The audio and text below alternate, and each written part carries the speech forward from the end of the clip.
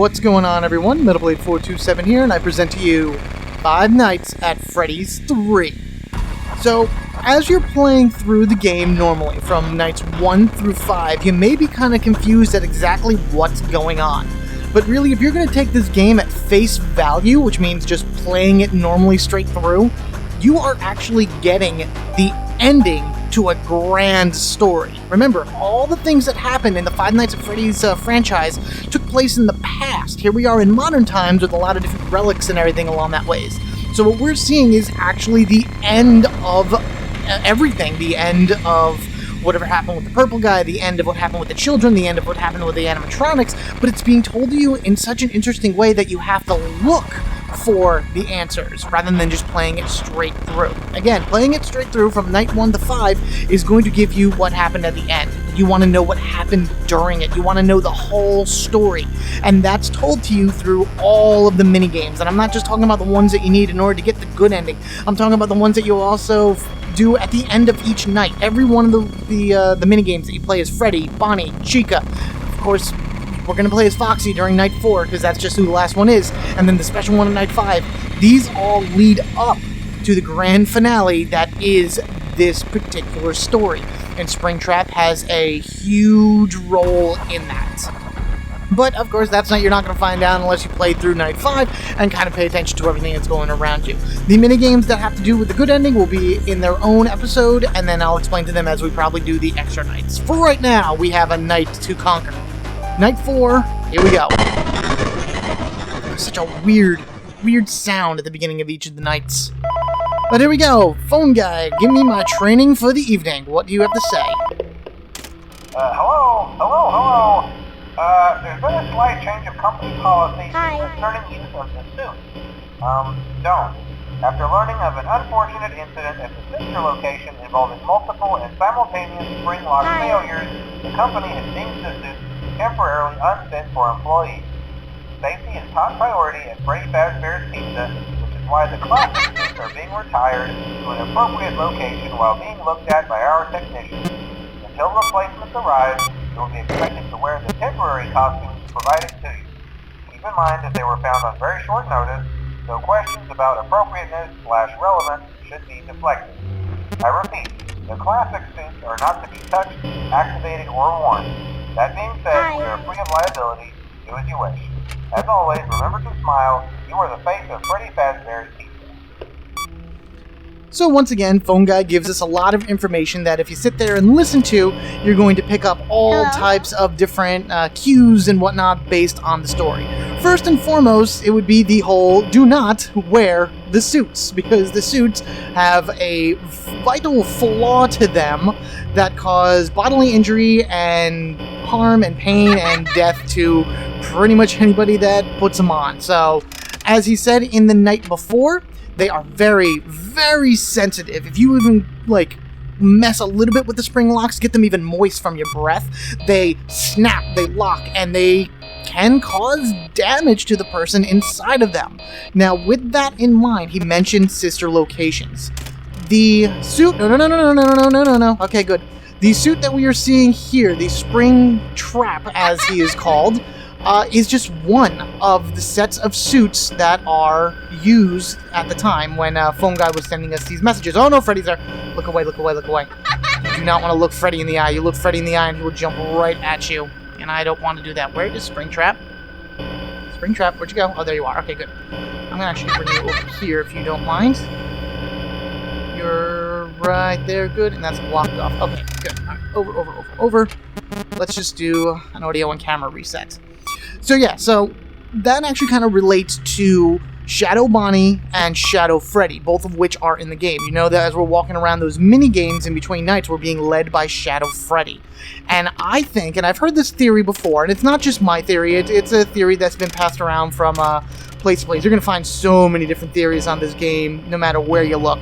But I think that Shadow Freddy is kind of the ghost of a former employee that died inside of the original Spring Lock Freddy suit. You'll kind of understand that as you go through the two suits that the Phone Guy was talking about that have the spring lock mechanisms in it are a Bonnie suit and a Freddy suit. and everything is now shut down on me. That's wonderful.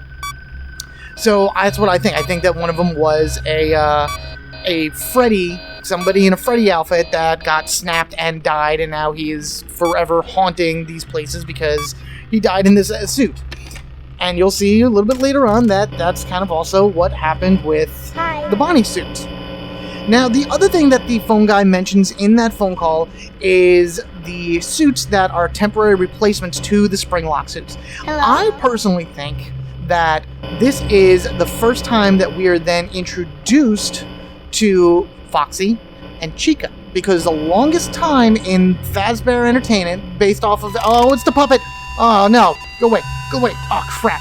Oh, and then Freddy's walking. I don't want to look at Freddy too. Oh, and Freddy jumped at me while the puppet's looking at me. This is bad. Go away. Oh my god, go away, puppet. Go away. Oh, jeez. Great. Now where's Springtrap? Where is Springtrap? Hello. Please don't be here. Come on. Oh man, come on. Don't kill me now. Stay away, Springtrap. Stay away from me. Please. I still hear you walking. Come on.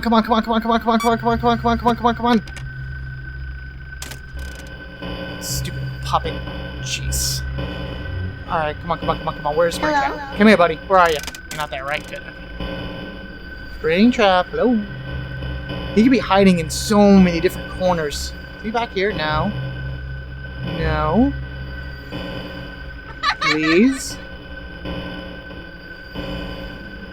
Alright, well, I'm just going to kind of go off and continue to talk about what I wanted to talk about. And that would be my theory behind the suits that are to not be mentioned and not question appropriateness / relevance are actually Foxy and Chica.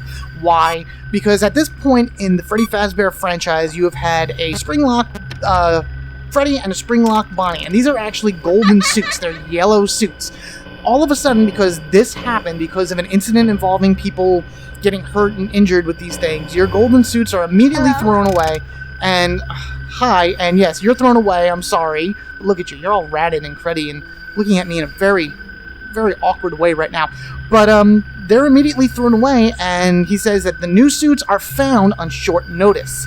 And what's more random to be thrown into the mix of a bunny and a bear than a pirate fox and a chicken? It's so random. So that's why I believe when the phone guy talks about the suits being inappropriate, or not inappropriate, but appropriateness towards the theme, I guess, that would be Foxy and Chica's grand entrance into the Fazbear's family. Now here we are, of course, like I said, we're going to be playing as Foxy. Here we have Clue Corridor, and we have Shadow Bonnie on the side here. He plays a role in finding one of the last mini-games that you would need in order to play for the good ending. And we're just going to kind of hike around as usual. I like swinging around this way. And oh yeah, so you know that this is definitely Five Nights at Freddy's 1, or at least one of what I would say the sister locations during the Five Nights at Freddy's 1 run.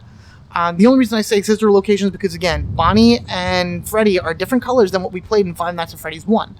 And it's not uncommon for companies to have similar layouts to stores and venues and things like that. So even though it looks like the Five Nights at Freddy's 1, because we have over here Pirate's Cove, and then Foxy runs to the right and is here to entertain children. This was also showed in the Go Go Go Foxy minigame in Five Nights at Freddy's 2. And of course, if you look at the map from Five Nights at Freddy's 1, that's where Pirate's Cove is.